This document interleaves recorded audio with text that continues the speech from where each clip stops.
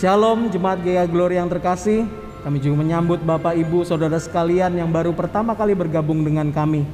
Kita semua disatukan oleh kasih Kristus. Tuhan telah memanggil kita untuk datang beribadah bersama-sama oleh karena anugerah-Nya. Selamat beribadah.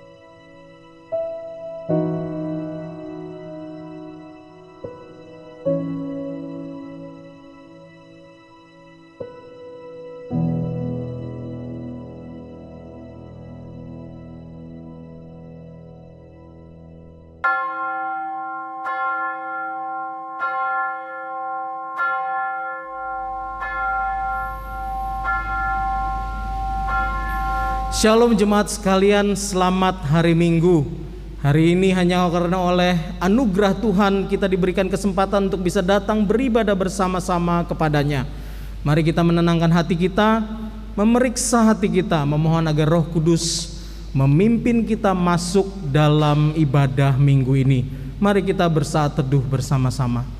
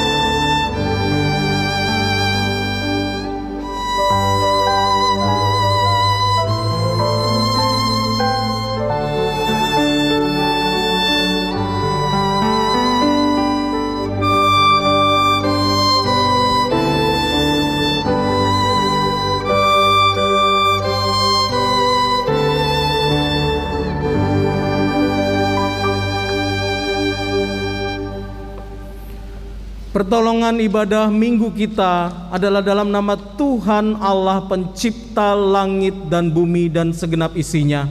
Turunlah atas kita sekalian berkat anugerah dan damai sejahtera dari Allah Bapa, Allah Putra, dan Allah Roh Kudus. Amin.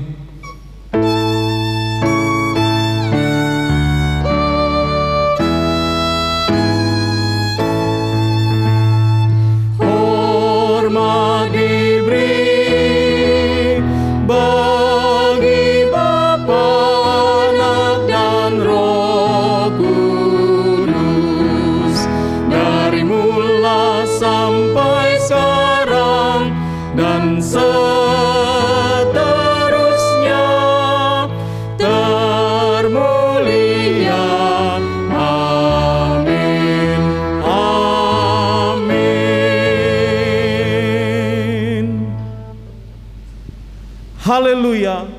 Pujilah Allah di tempat kudusnya. Pujilah Dia dalam cakrawalanya yang kuat. Pujilah Dia karena segala keperkasaannya. Pujilah Dia sesuai dengan kebesarannya yang hebat.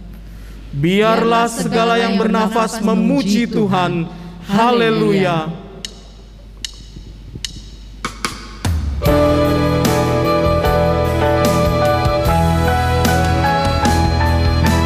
Nyanyi dan bersoraklah bagi Dia, puji dan hormat kuasa bagi Raja. Gunung tunduk, laut bergelora, mendengar nama-Mu. Ku bersuka atas perbuatan-Mu, selamanya ku kasihi Engkau Tuhan. Tiada janji seperti yang ada padamu.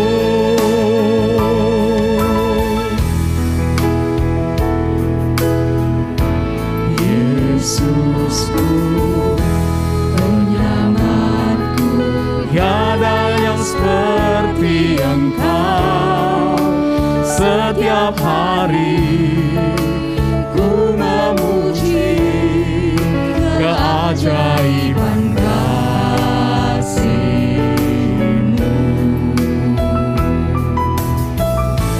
Penghibur, pelindung, menara kekuatan. Biarlah semua yang bernafas tak berhenti menyembah-Mu. Nyanyi dan bersoraklah bagi Dia, puji dan hormat kuasa bagi Raja. Gunung tunduk, laut bergelora, mendengar nama-Mu. Ku bersuka atas perbuatan-Mu, selamanya ku kasihi Engkau Tuhan. Tiada janji seperti yang ada padamu, tiada janji seperti yang ada padamu, tiada janji seperti yang ada padamu.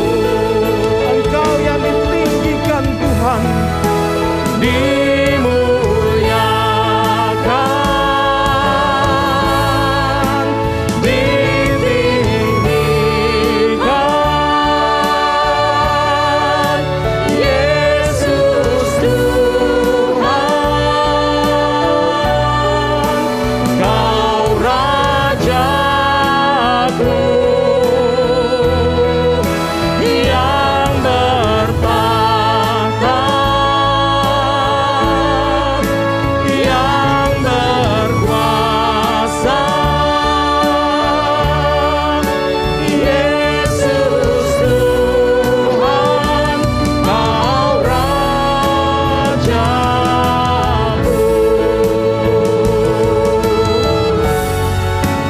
Yesus Tuhan, Kau Rajaku.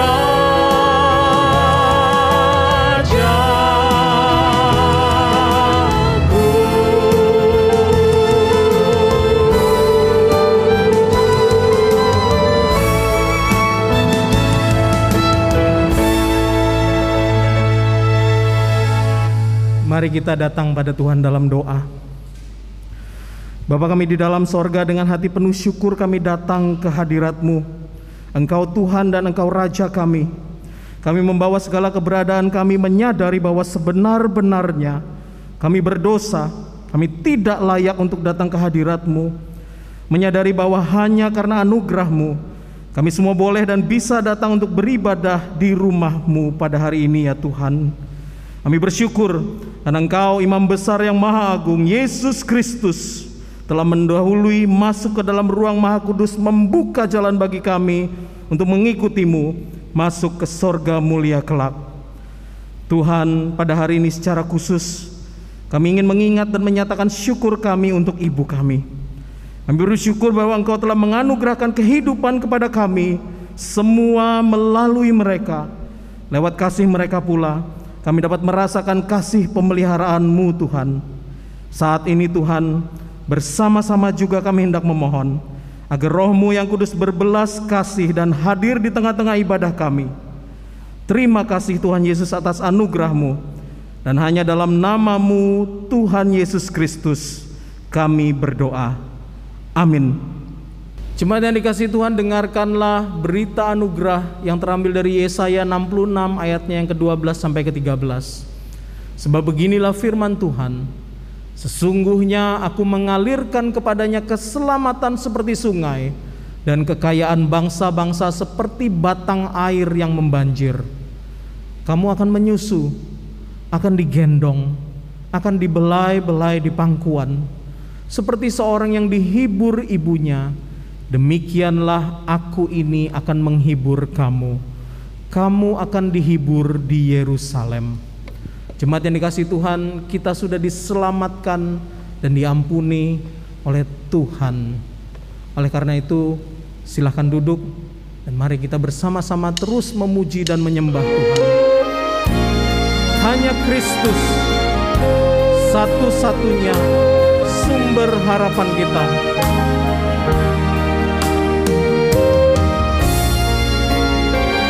Jemaat yang dikasihi Tuhan, angkat suaramu dengan penuh iman, nyatakan pujianmu.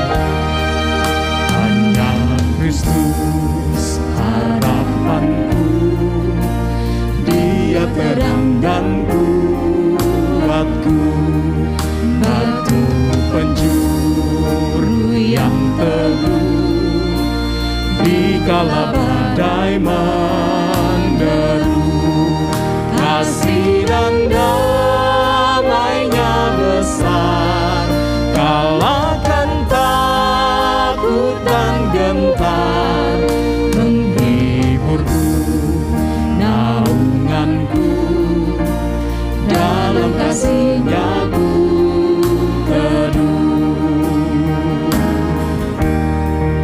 Hanya Kristus yang bersedia turun menjadi manusia, datang selamatkan umat-Nya, walau dihina, dicerca, sampai Dia mati di salib, menanggung murka ilahi. Semua dosaku ditebus, karena mati-Nya ku hidup. Semua dosaku ditebusnya, semua dosa kita ditebusnya oleh karena pengorbanannya, oleh karena Dia yang mati di kayu salib untuk Anda, untuk saya, dan kita semua.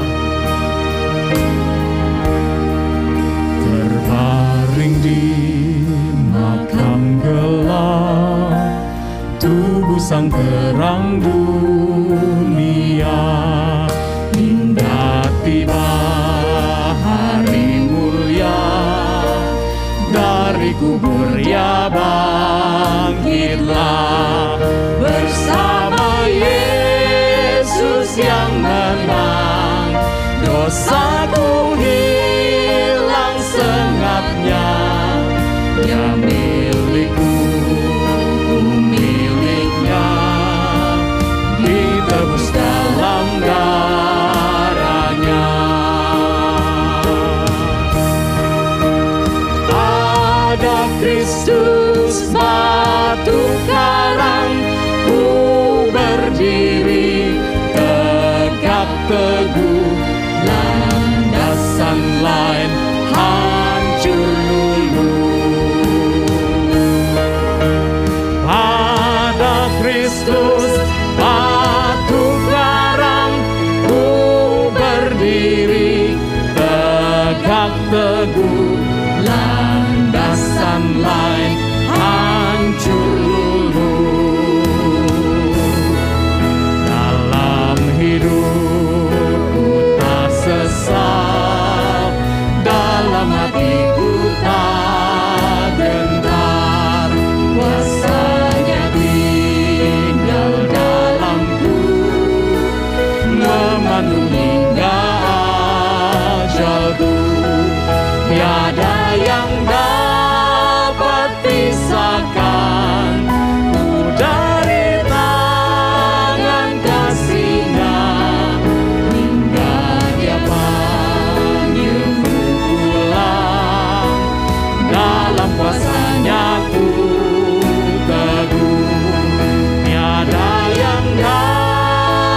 memisahkan ku dari tangan kasih-Nya, hingga Dia panggilku pulang.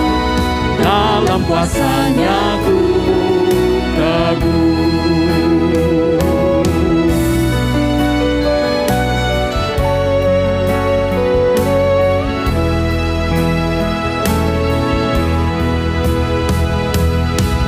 Tiada yang dapat memisahkan kita dari kasih Kristus. Tiada yang dapat memisahkan kita. Dia yang akan menolong kita. Dia yang akan membuka jalan bagi kita semua. Jemaat yang dikasihi Tuhan, mari kita berseru berdoa kepada-Nya dengan penuh keyakinan bahwa Dia akan menyediakan jalan bagi kita semua. Mari dengan penuh iman kita nyatakan bersama-sama keyakinan kita, iman kita di dalam Dia.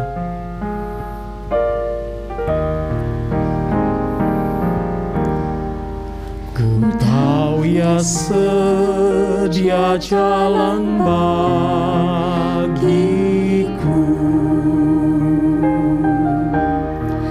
Ku tahu Ya sedia jalan bagiku.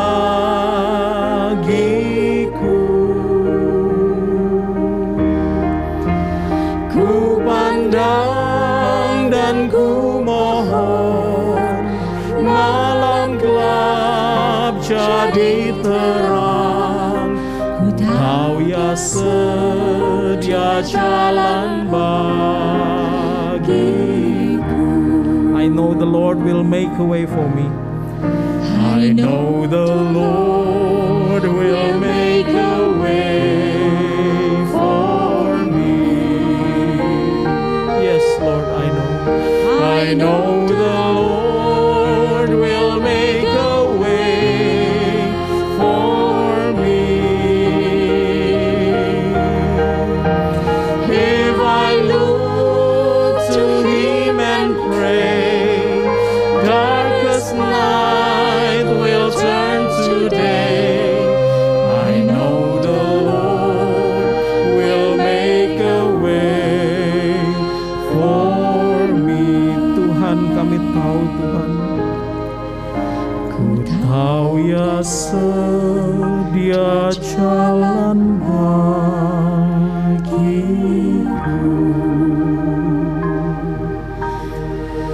Ku tahu Ya sedia jalan bagiku.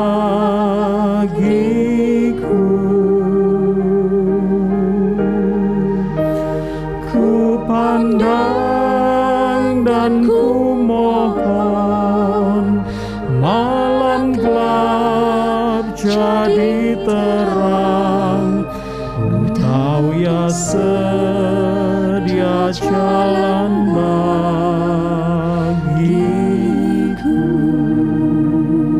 Jemaat yang dikasihi Tuhan, naikkanlah seru doamu sekarang. Berserulah kepada-Nya. Dia Tuhan yang tidak jauh, Dia Tuhan yang mendengar dan akan membuka jalan bagi kita semua. Berserulah dalam doa pribadimu sekarang. Berserulah di dalam doa pribadimu sekarang, jemaatku.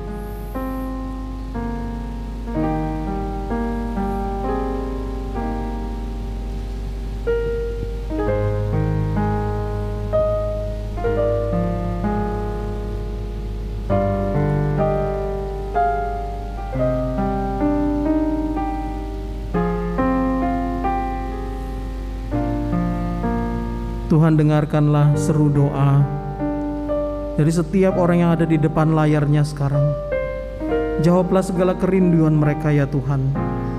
Dengarkanlah doa mereka. Di dalam nama Tuhan Yesus Kristus kami berdoa. Amin. Mari jemaat yang dikasihi Tuhan, kita terus berdoa bersama dengan saya. Tuhan, kami bersyukur untuk ibu kami. Walaupun kami menyadari tidak seorang pun dari kami memiliki ibu yang sempurna, tetapi kami semua ada di sini untuk merayakan Hari Ibu, karena Engkau telah memilih mereka untuk memberikan kami anugerah kehidupan. Kami bersyukur untuk mereka yang telah melahirkan kami, mengasihi dan merawat kami. Biarlah hidup kami boleh mencerminkan kasih-Mu yang telah Engkau curahkan lewat mereka. Tuhan, buat sebagian dari kami, hari Ibu adalah hari yang sulit. Oleh karena itu secara khusus kami berdoa bagi sebagian kami yang sedang atau masih berduka karena kehilangan ibu kami. Hiburkanlah ya Tuhan. Kami berdoa juga untuk ibu yang kehilangan pasangan hidupnya atau kehilangan anaknya, terutama karena pandemi COVID-19 ini ya Tuhan. Hiburkanlah mereka, peluklah mereka dalam kasih-Mu ya Tuhan. Untuk ibu yang sekarang sedang bergumul dengan keberadaan anaknya atau bahkan suaminya, dalam apapun masalah yang mereka hadapi, Tuhan hiburkanlah mereka. Untuk ibu yang sedang berjuang untuk mencari tambahan nafkah karena kesulitan di masa pandemi ini, kuatkanlah mereka ya Tuhan, dan bukakanlah pintu berkat-Mu bagi mereka.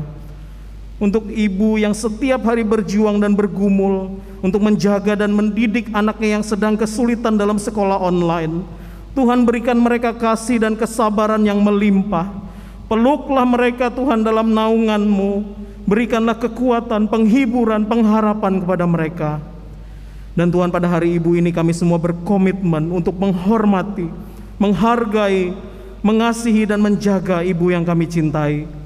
Biarlah mereka semua boleh Engkau pakai semakin hebat lagi dalam menjadi teladan iman bagi kami semua. Berkatilah mereka semua dalam hari yang istimewa ini Tuhan. Kami semua menghormati ibu kami hari ini lewat hidup dan pelayanan kami kepadamu. Tuhan, kami juga berdoa untuk gereja kami. Tuhan, biarlah gereja kami boleh Engkau terus pakai Tuhan untuk menjadi sumber kekuatan dan pengharapan bagi setiap mereka yang percaya kepadamu. Dan juga Tuhan, gereja kami juga dapat menjadi pemancar kasih Injil itu kepada mereka yang membutuhkan berita Injil itu. Tuhan, berkatilah setiap kebaktian-kebaktian online, setiap siaran-siaran, rekaman, doa maupun broadcast. Tuhan, berkatilah mereka yang terlibat di dalamnya, mereka yang tidak pernah terlihat di layar. Tuhan, berkati mereka. Tuhan, Kau juga menyertai setiap persiapan gereja kami dalam memasuki masa new normal ini. Tuhan, biarlah gereja kami tetap setia mengabarkan Injil-Mu, dan tetap setia juga Tuhan untuk melayani setiap domba-domba-Mu. Tuhan, ini seru doa kami. Kami menaikkan segala sesuatunya, permohonan kami ini sesuai dengan doa yang pernah diajarkan oleh Tuhan Yesus. Bapa kami yang di sorga, dikuduskanlah nama-Mu, datanglah kerajaan-Mu, jadilah kehendak-Mu di bumi seperti di sorga. Berikanlah kami pada hari ini makanan kami yang secukupnya, dan ampunilah kami akan kesalahan kami, seperti kami juga mengampuni orang yang bersalah kepada kami. Dan janganlah membawa kami ke dalam pencobaan, tetapi lepaskanlah kami daripada yang jahat. Karena Engkaulah yang punya kerajaan dan kuasa dan kemuliaan sampai selama-lamanya. Amin. Mari jemaat kita berdiri bersama-sama. Kita akan bersama-sama mengikrarkan pengakuan iman rasuli yang berbunyi demikian. Aku percaya kepada Allah, Bapa yang Maha Kuasa, Khalik langit dan bumi, dan kepada Yesus Kristus anaknya yang tunggal Tuhan kita, yang dikandung dari Roh Kudus, lahir dari anak darah Maria, yang menderita sengsara di bawah pemerintahan Pontius Pilatus, disalibkan, mati dan dikuburkan, turun ke dalam kerajaan maut. Pada hari yang ketiga, bangkit pula dari antara orang mati, naik ke sorga, duduk di sebelah kanan Allah, Bapa yang Maha Kuasa, dan dari sana Ia akan datang untuk menghakimi orang yang hidup dan yang mati. Aku percaya kepada Roh Kudus, gereja yang kudus dan am, persekutuan orang kudus, pengampunan dosa, kebangkitan tubuh, dan hidup yang kekal. Amin. Jemaat silakan duduk. Marilah kita mempersiapkan hati kita.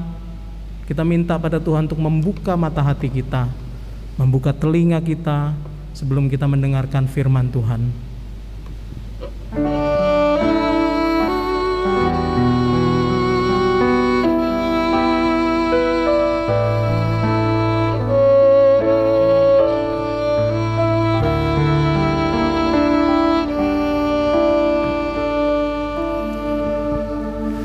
Buka mataku,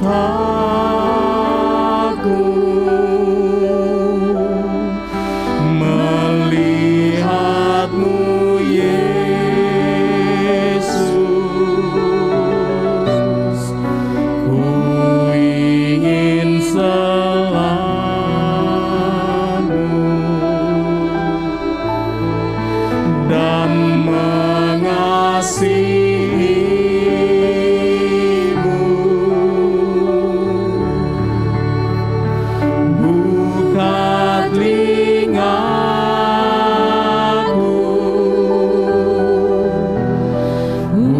untuk mendengarmu.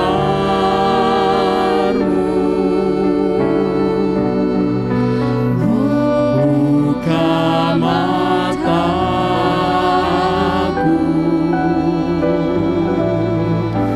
melihatmu Yesus. Open our eyes, Lord. Open our eyes, Lord. We want to see Jesus, to reach out and touch Him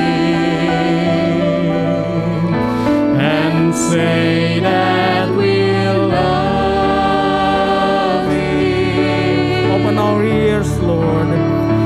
Open our ears, Lord, and help us to listen.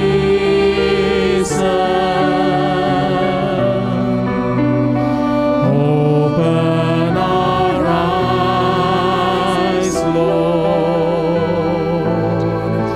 We want to see Jesus. Buka mataku, Tuhan. Buka mataku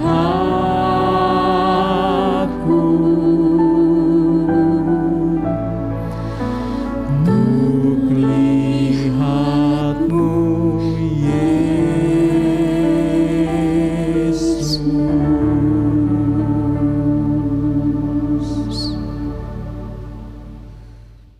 Saudara kasih Tuhan, Shalom, salam sejahtera. Mari kita akan renungkan firman Tuhan.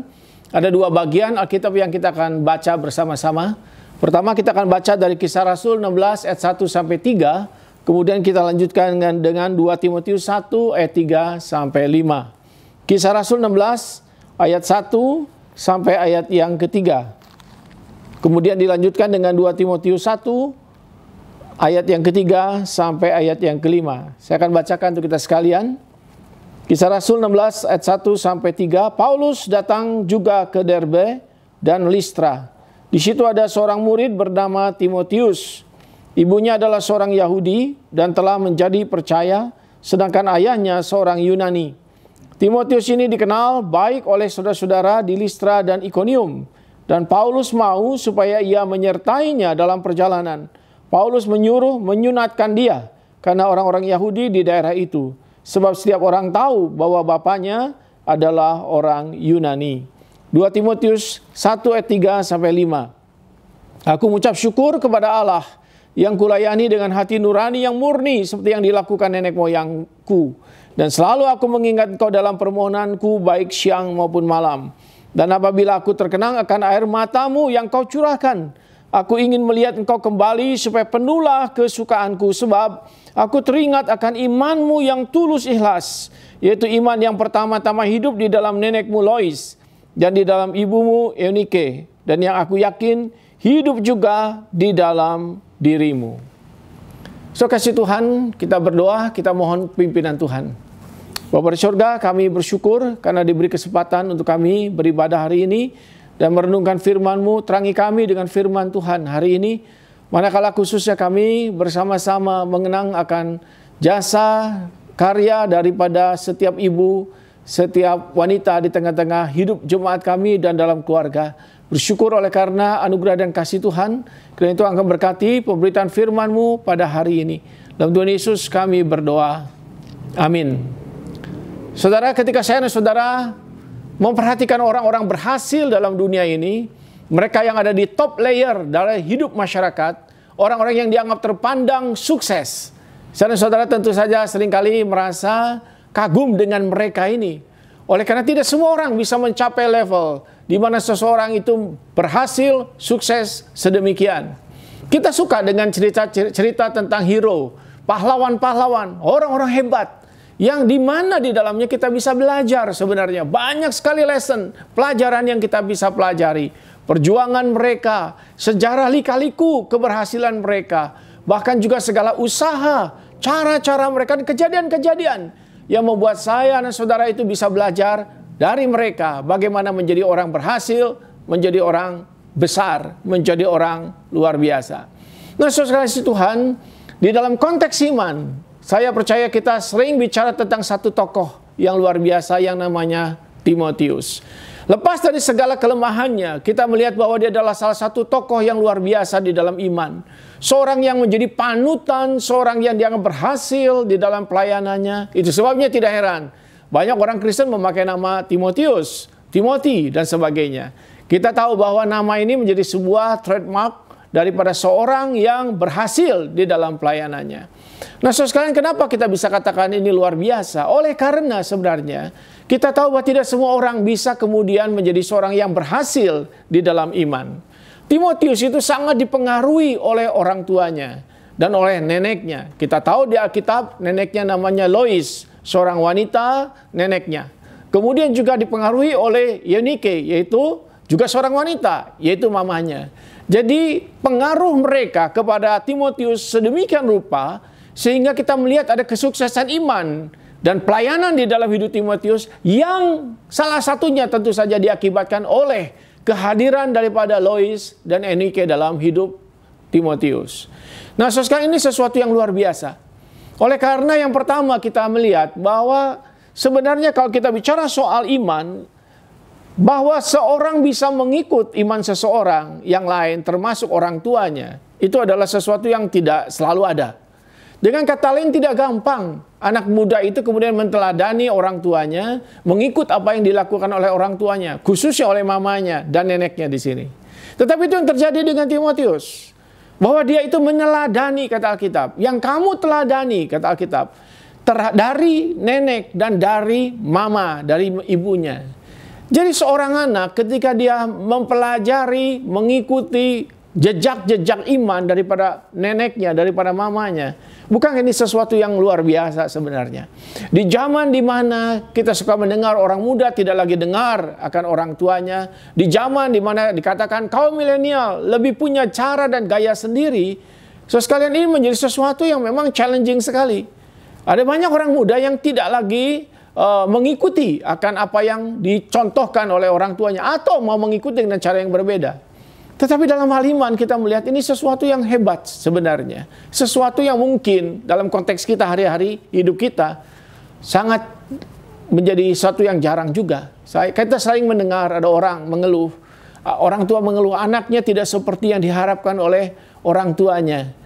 Cucunya tidak seperti yang diharapkan oleh neneknya. Kita suka dengar cerita-cerita semacam itu, dan apalagi di dalam zaman sekarang ini. Itu sebabnya kita bisa mengatakan ini sesuatu yang luar biasa. Hal yang kedua, bahwa kita lihat bahwa sekalipun situasi itu disiapkan, seseorang tidak selalu dengan serta-merta akan mengikuti akan contoh-contoh yang sudah disiapkan sekelilingnya. Dengan kata lain, misalnya lingkungannya diciptakan supaya seseorang itu bisa mengikuti teladan iman. Itu juga belum tentu selalu terjadi, bukan? Ada orang-orang hidup dalam sebuah konteks iman, dalam lingkup gereja, dalam lingkup komunitas orang percaya yang sebenarnya sangat kaya dengan warisan-warisan iman, pernyataan iman, dan seterusnya. Tetapi kita lihat bahwa tidak selalu itu terjadi. Ada orang-orang hidup dalam lingkungan Kristen, lingkungan rohani yang baik, tetapi toh outputnya, keluarnya tidak seperti itu juga. Ada pemberontakan, ada salah mengerti, dan ada yang juga tersesat akhirnya oleh karena keinginannya sendiri tentu saja.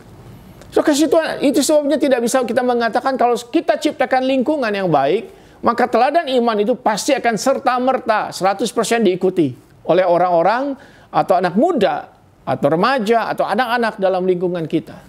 Kita tahu bahwa tidak selalu seperti itu. Dan yang ketiga, kalau kita bicara seorang bisa mengikuti iman dari keluarganya, dari orang tuanya, itu kembali kepada suatu yang kita sebut anugerah Allah. Oleh karena kita tadi katakan di depan bahwa meskipun environment, lingkungannya ada, itu tidak serta-merta menciptakan itu. Kadang-kadang kita heran sekali dengan realitas iman itu. Bagaimana seseorang itu bisa beriman, itu kembali adalah suatu misteri yang karena anugerah dari Allah sendiri. Tidak selalu pendidikan, logika, pengajaran, disiplin menciptakan hal yang diinginkan.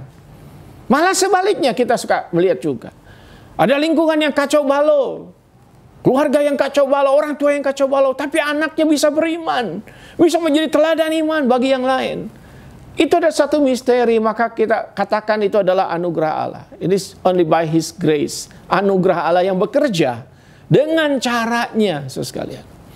Nah, kalau begitu, apakah saudara bisa berkata, kalau begitu ya kita tidak pentingkan semua yang lain? Saya rasa tidak begitu juga. Kita ingat bahwa kita adalah partner Allah. Kita adalah rekan sekerja Allah di dalam memberikan teladan, kesaksian, menolong akan the next generation, generasi-generasi baru itu memiliki iman, kasih, pengharapan yang bahkan mungkin lebih daripada kita semua, bukan? Kita ingin mereka menjadi lebih dari kita. Kalau kita sudah mencapai level tertentu di dalam hidup iman, pelayanan, dan misi kita, bukankah kita rindu bahwa the next generation bakal lebih hebat, 2-3 kali, mungkin lebih dari kita. Nah, itu sebabnya kalau kita bicara dalam konteks ini, di hari di mana kita memperingati, kebanyakan gereja-gereja memperingati Hari Ibu.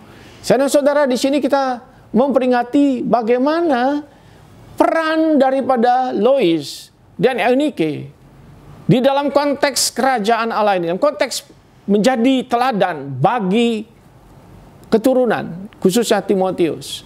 Mari kita pelajari. Ada berapa hal yang bisa menjadi catatan kita untuk kita pelajari. Yang pertama, saudara sekalian, kita belajar bahwa peran aktif seorang wanita di dalam rumah tangga itu juga sangat penting di dalam iman. Kalau kita mau pelajari, ternyata Timotius itu memang orang tuanya, ayahnya adalah seorang Yunani. Dengan demikian, kita bisa mengasumsi bahwa memang pendidikan iman itu datangnya dari mamanya. Dan itu kata Alkitab. Oleh karena mama Timotius, yaitu Eunike, adalah seorang Yahudi yang percaya kepada Tuhan Yesus. Seorang yang believer, seorang percaya. Sedangkan papanya tidak disebut demikian. Itu sebabnya sekalian kita bisa mengasumsikan bahwa pendidikan iman itu datang dari garis nenek dan juga dari garis mama. Dan kemudian turun kepada Timotius.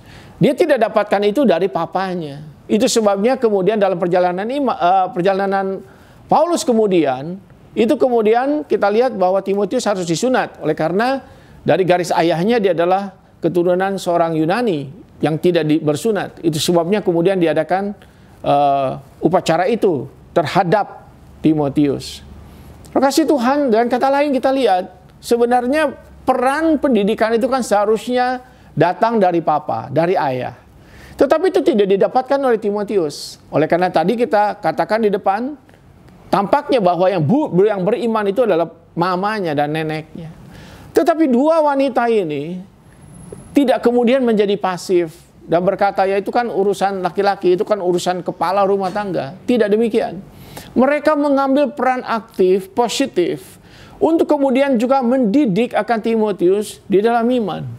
Mereka mengambil posisi mereka secara aktif. Mereka tidak diam saja ketika sesuatu tidak terjadi.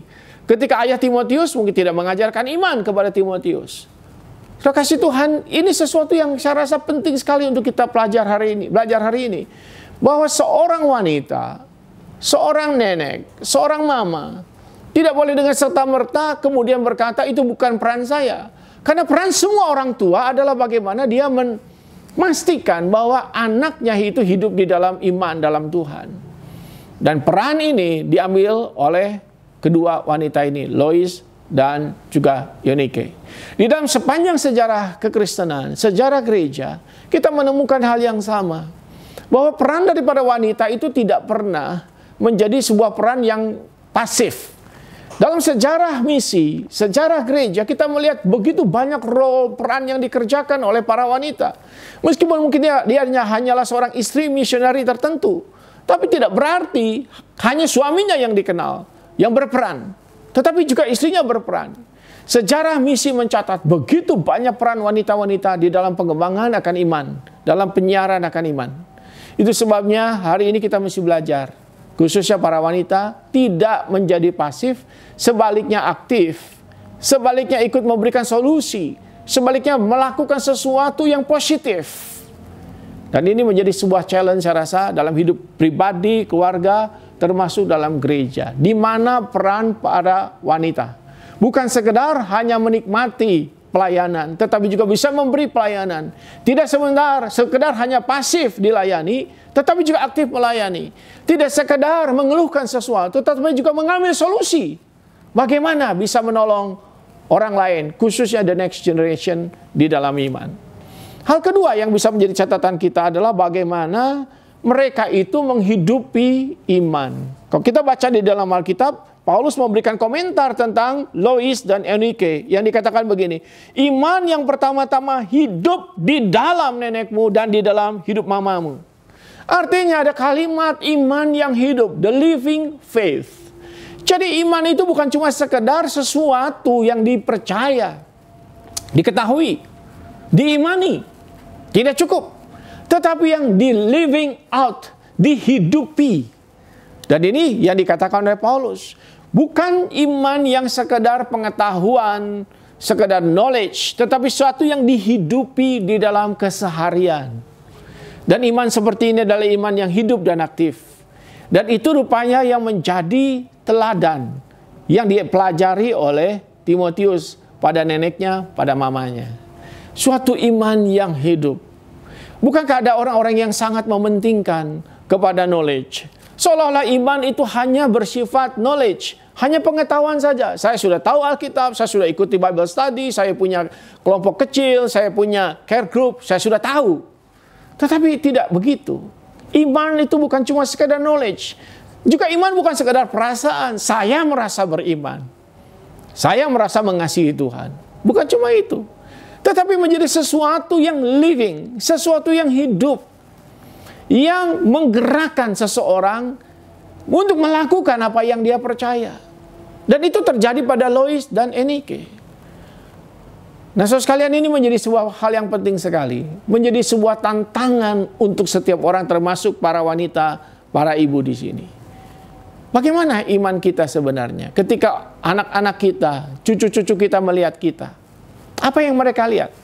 Apakah sekedar orang tua, seorang nenek, seorang mama yang baik, yang melayani? Apa itu? Apakah di dalam itu mereka bisa melihat ada satu living faith? Living faith yang aktif ketika susah. Kelihatan, meskipun ada kesusahan di dalam hidup, tapi iman itu bergelora, iman itu masih menahan kesulitan itu. Iman itu membuat mereka tetap bisa bergerak. Itulah living faith. Bukan sekedar kata-kata atau lagu atau nyanyian. Living faith yang dinyatakan juga di dalam berharap. Ketika tidak ada pengharapan, harapan di dalam living faith itu tetap hidup. Living faith itu juga dinyatakan di dalam pelayanan, di dalam tindakan-tindakan konkret yang tidak sekedar bicara. Dan itu dilakukan juga di hari-hari hidup, di keseharian. Bukan cuma ketika ibadah, tetapi juga dalam keseharian. Dan itu yang menurut Rasul Paulus menjadi sangat berharga di dalam Lois, di dalam Eunike. Dan itu mempengaruhi dengan cara tertentu hidup iman daripada Timotius. Maka ini menjadi satu yang penting. Itu hal yang kedua, hidup iman. Ketiga adalah kita belajar bagaimana sebenarnya ada supporting group di dalam hidup Timotius. Nah, kalau kita perhatikan dalam bagian ini, Timotius bisa bertumbuh selain melihat akan neneknya dan mamanya. Kita memperhatikan juga ada peran lain dari Rasul Paulus. Dan tentu adalah orang Kristen yang lain. Dengan kata lain, sebenarnya Timotius cukup beruntung oleh karena punya nenek, punya mama yang beriman. Yang dalam keseharian dia bisa belajar dari kecil terhadap mereka. Tetapi jangan lupa bahwa neneknya, mamanya juga punya korelasi hubungan dengan Rasul Paulus. Yang kemudian menolong akan Timotius growing di dalam iman. Dan di sini kita melihat sebenarnya ada satu kolaborasi, ada suatu kerjasama dari orang tua dengan Rasul Paulus di sini. Dengan orang lain yang seiman, dengan orang lain yang menjadi pemimpin iman. Jadi Timotius cukup diuntungkan oleh karena dia berada dalam sebuah konteks yang sebenarnya penuh dengan perhatian konteks iman dari hidup dia itu. Ada mereka sekeliling dia yang memperhatikan imannya, yang menolong dia mengerti siapa Tuhan, yang membawa dia kepada Tuhan, yang membawa dia kepada pelayanan, yang membawa dia kepada misi. Ada kolaborasi, ada supporting group dalam lingkungan hidup Timotius. Nah, kasih Tuhan, seringkali ini tidak terjadi, bukan? Ada orang-orang muda yang tumbuh itu tanpa siapa-siapa, dan tentu saja dalam anugerah Tuhan tetap dia bisa tumbuh. Tetapi tentu lebih baik dan lebih mudah kalau seorang itu akan ada supporting group yang menolong dia. Yaitu dalam hal ini orang tuanya yang juga berusaha, tetapi juga ada orang lain sekelilingnya juga kerjasama, sehingga tercipta ada suatu kolaborasi. Di dalam dunia pelayanan hari ini, paling sedikit dalam konteks pertumbuhan iman, kita seringkali bicara tentang 3 kerjasama dari 3 lembaga. 1 rumah tangga, 2 gereja, 3 sekolah. 3 lembaga penting di dalam pembinaan iman. Di keluarga, tentu saja kita bicara soal pembinaan iman di keluarga. Di gereja, tentu kita mengharapkan ada pembinaan iman di gereja juga. Dan juga di sekolah. Itu sebabnya kolaborasi dari 3 lembaga ini menjadi penting sekali di dalam kekristenan sampai hari ini. Nah, khususnya berkenaan dengan kaum muda seperti Timotius.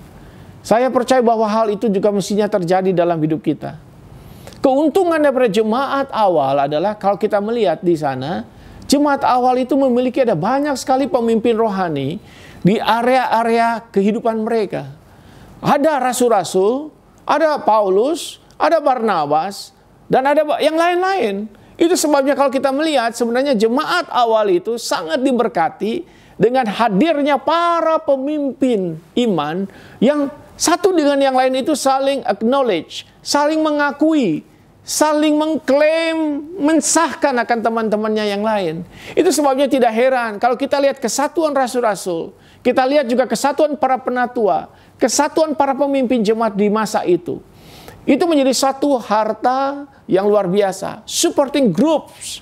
Untuk mereka bisa bertumbuh.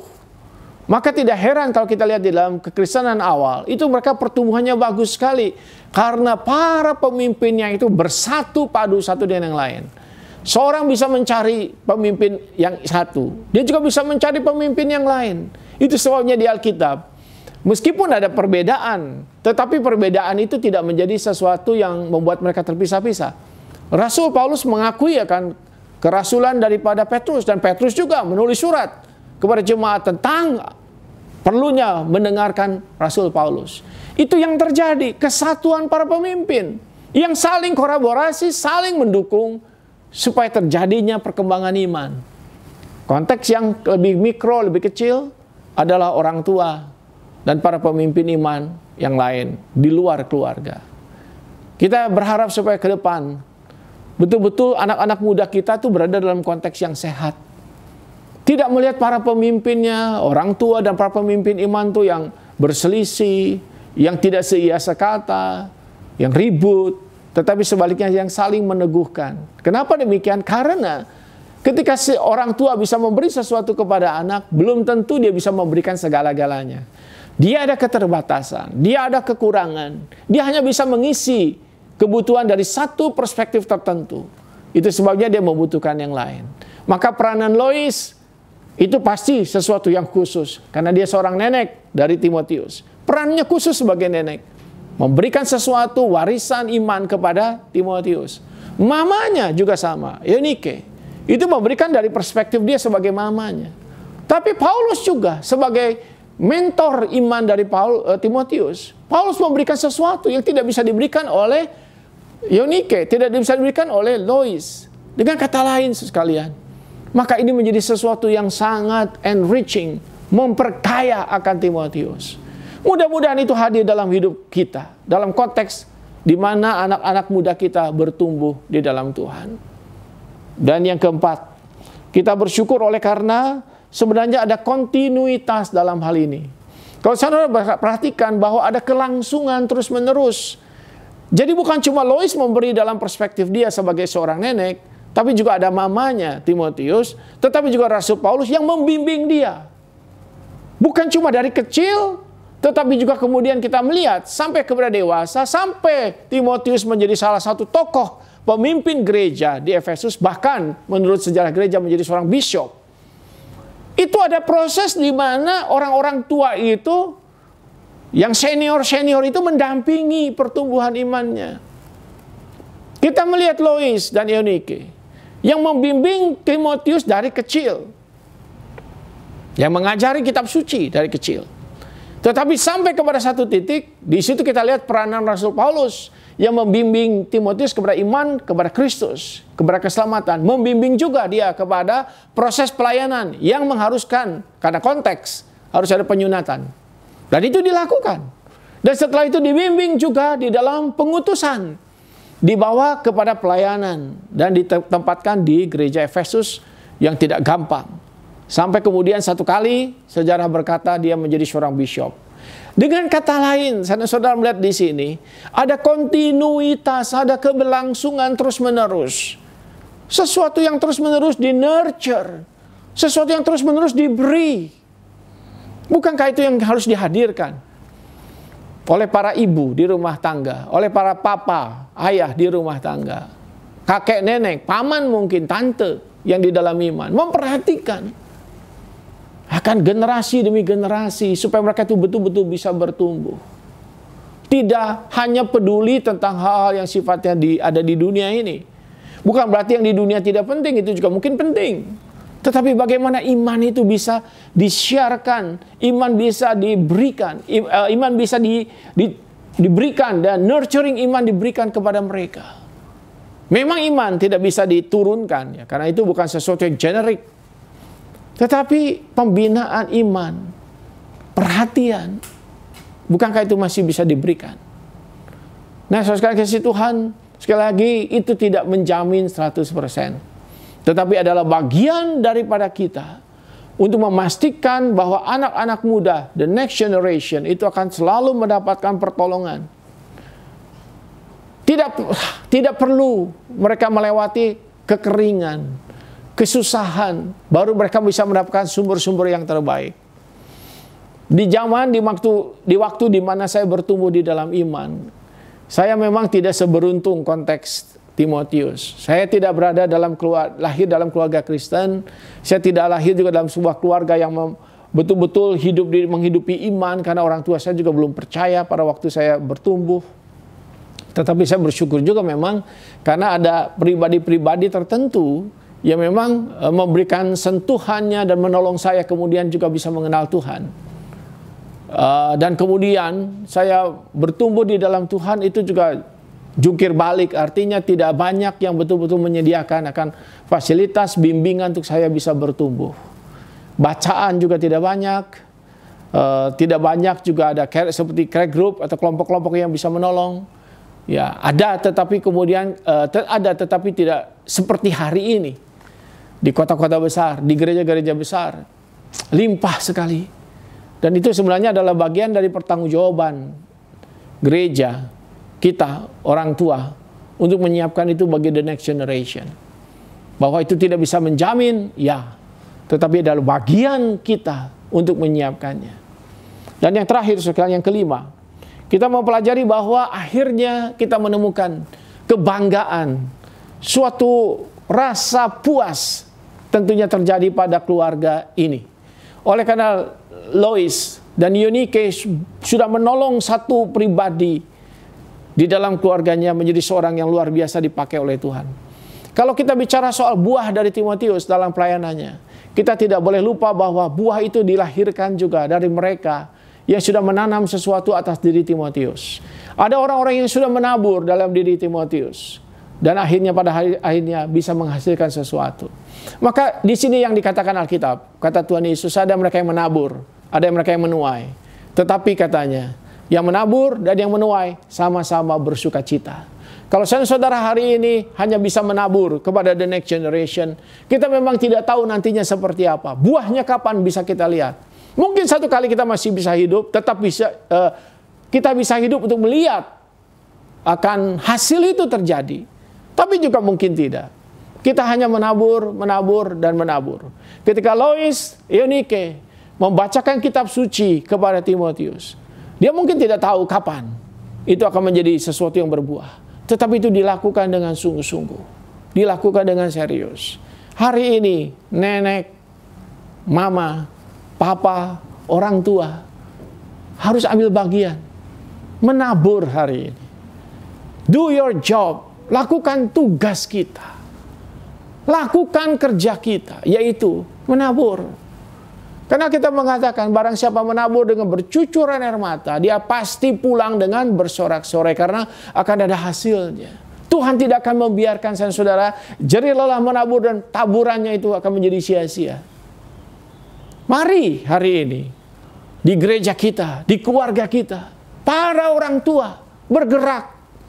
Jangan berkata iman itu adalah urusan dia sendiri dengan Tuhan. Jangan juga berkata, waduh, anak muda zaman sekarang sulit.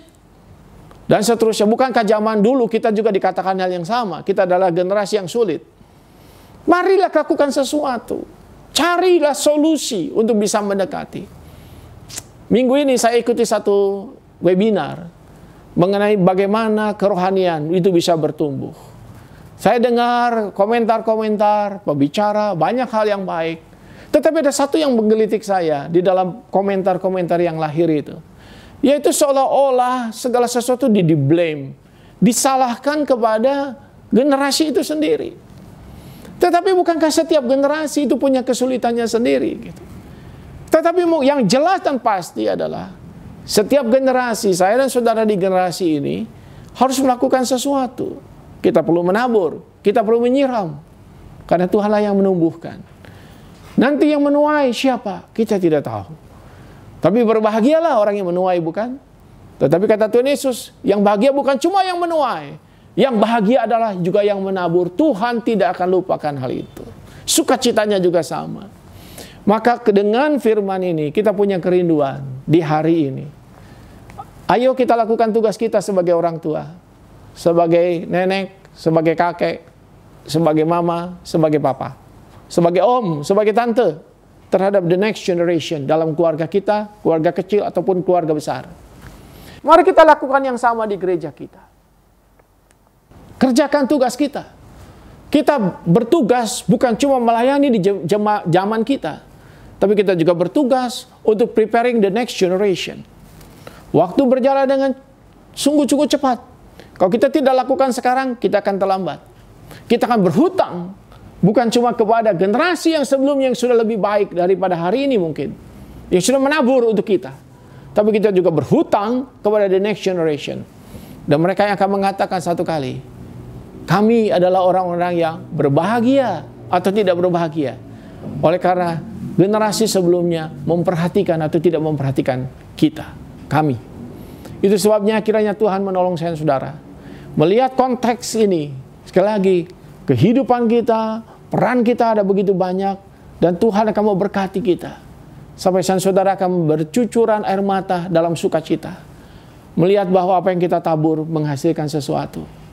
Doa saya dalam hidup pelayanan saya, bukan cuma tentang bagaimana bisa melayani lebih baik. Bagaimana bisa melakukan pelayanan dengan sungguh-sungguh. Bahkan finishing well. Bukan cuma itu. Tetapi finishing well yang terbaik adalah bukan cuma saya menyelesaikan tugas saya sampai akhir. Tetapi saya akan melihat peran yang sudah saya kerjakan itu menghasilkan pemimpin-pemimpin baru yang jauh lebih hebat, jauh lebih bermutu, jauh lebih dipakai Tuhan dari generasi saya. Kiranya Tuhan akan menolong setiap keluarga. Kalau ada di antara bapak ibu saudara punya anak-anak yang belum kenal Tuhan, yang sudah kenal Tuhan, yang belum melayani, yang sudah melayani, itu menjadi ladang yang harus dikerjakan hari ini. Kiranya Tuhan akan berkati setiap saudara, akan dipakai Tuhan, memberikan teladan, memberikan contoh iman, dan mempengaruhi the next generation. Tuhan berkati kita semua. Mari kita berdoa. Bapak di surga, terima kasih untuk hari ini ketika kami merenungkan akan peran wanita, khususnya Lois dan Eunike, di dalam kehidupan satu pribadi yang namanya Timotius. Kami juga belajar hari ini dalam refleksi di zaman ini, di dalam konteks sekarang ini.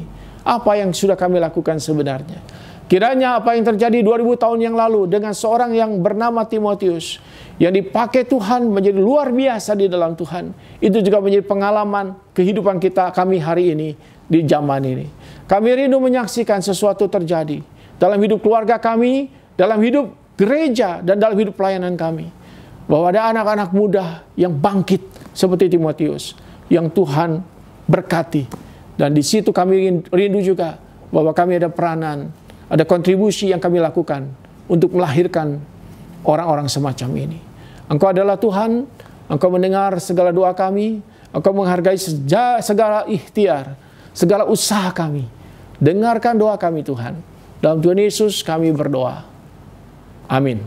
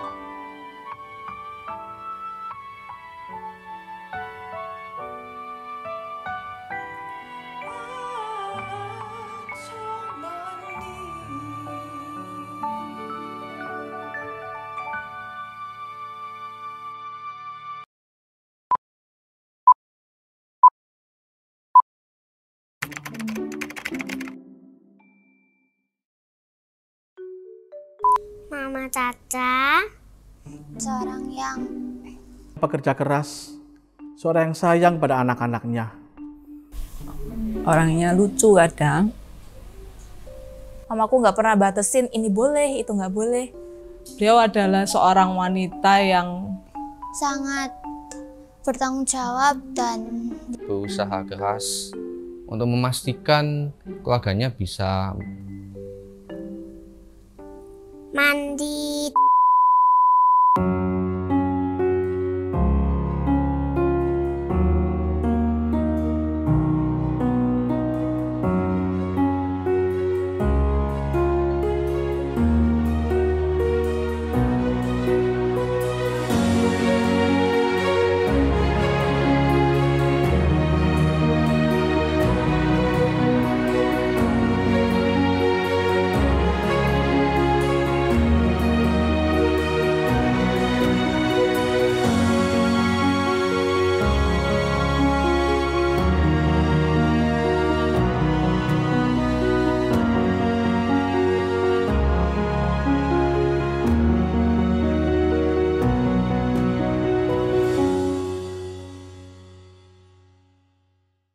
Selamat pagi jemaat Tuhan yang saya kasih dalam Tuhan Yesus. Salam sejahtera untuk kita sekalian. Pagi ini saya mewakili majelis dan hamba Tuhan GKA Gloria menyampaikan dua pengumuman yang penting. Yang pertama tentang kebaktian kenaikan Tuhan Yesus ke surga. Kebaktian ini akan diadakan pada hari Kamis tanggal 13 Mei 2021 jam 9 pagi hanya satu kali. Khotbah akan disampaikan dalam bahasa Indonesia dan diterjemahkan dalam bahasa Mandarin. Jemaat dapat mengikuti kebaktian ini melalui YouTube GKA Gloria atau link yang akan dibagikan kepada jemaat. Yang kedua tentang kebaktian emeritasi Pendeta Alex Lim. Sebagaimana yang telah diatur dalam tata dasar GKA Gloria, hamba Tuhan yang telah melayani 25 tahun atau yang telah berusia 65 tahun, maka ia mendapatkan penghargaan gereja untuk diemeritasi. Sehubungan Pendeta Alex Lim telah melayani Tuhan di GKA Gloria selama 30 tahun dengan setia dan telah mencapai usia 65 tahun, maka majelis GKA Gloria akan mengadakan kebaktian emeritasi untuk Pendeta Alex Lim sebagai wujud penghargaan. Kebaktian emeritasi ini akan diadakan pada hari Kamis 13 Mei 2021 jam 10.30 pagi atau 30 menit setelah kebaktian kenaikan Tuhan Yesus ke surga selesai. Jemaat dapat mengikuti kebaktian emeritasi ini melalui YouTube GKA Gloria atau link yang akan dibagikan.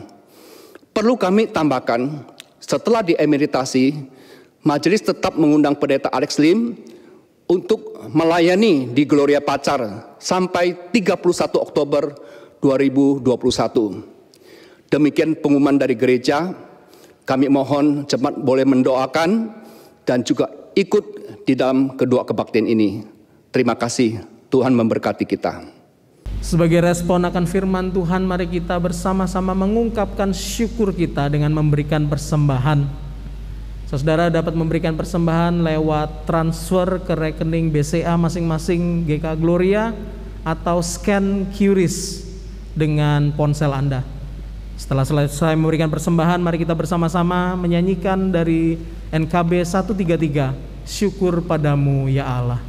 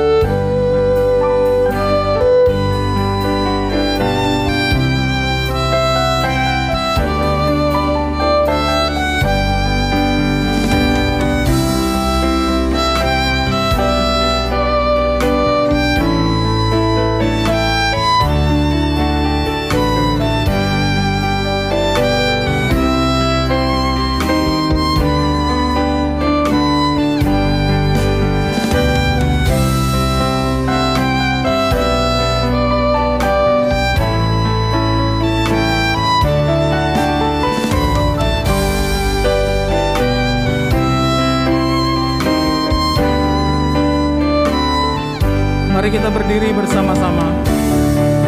Syukur padamu ya Allah atas segala rahmat-Mu. Syukur atas kecukupan dari kasih-Mu penuh.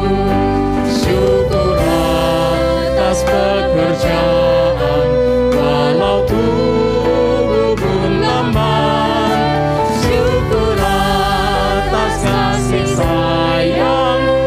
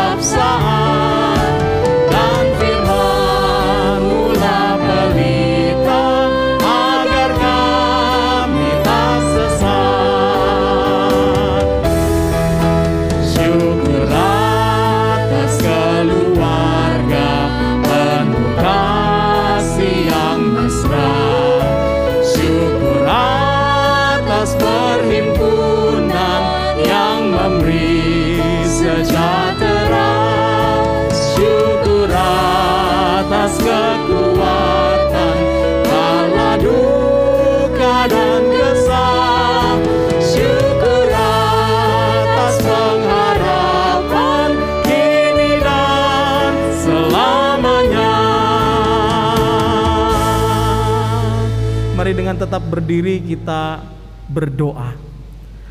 Tuhan, inilah persembahan kami. Tuhan, kami bersyukur Engkau terus memelihara kami, sehingga kami masih diberikan kesempatan untuk memberikan rasa syukur kami lewat persembahan ini. Tuhan, kami percaya bahwa persembahan duniawi ini Tuhan sungguh tidak sebanding dengan pengorbanan yang sudah Engkau berikan bagi kami. Tapi kami ingin belajar Tuhan, memberikan persembahan ini sebagai ungkapan rasa syukur kami kepadamu. Tuhan, tidak hanya harta duniawi ini, tetapi segenap diri kami Tuhan, ingin kami berikan, dipersembahkan untuk kemuliaan nama-Mu. Tuhan, kami bawa persembahan ini dengan hati penuh syukur di dalam nama Tuhan Yesus Kristus, Tuhan dan Juru Selamat kami. Amin. Bagi Dia satu-satunya Allah yang penuh hikmat, oleh Yesus Kristus, segala kemuliaan sampai selama-lamanya. Amin.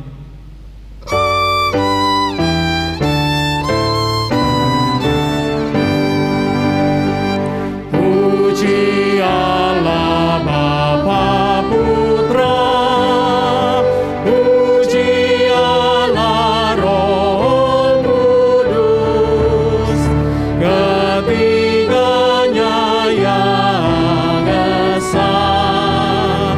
Pohon selamat sumber berkat.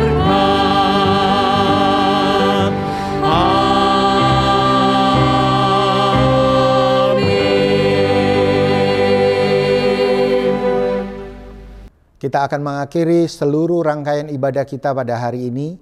Bapak Ibu Jemaat sekalian, mari arahkan hati dan pikiran kita untuk menerima berkat dari Tuhan. Kiranya damai sejahtera dari Allah Bapa, kasih yang melimpah-limpah dari Tuhan kita Yesus Kristus, penghiburan, kekuatan, serta tuntunan dari Allah Roh Kudus, senantiasa menyertai saudara, mulai dari hari ini sampai selama-lamanya. Amin. Amin.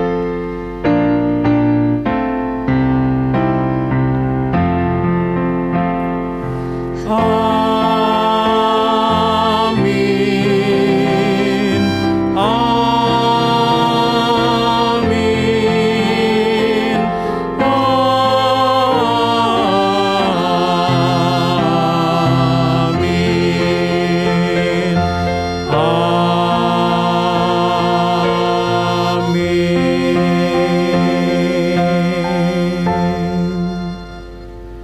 Jemaat yang dikasihi Tuhan, ibadah kita telah selesai. Silakan duduk. Selamat hari Minggu. Tuhan Yesus memberkati.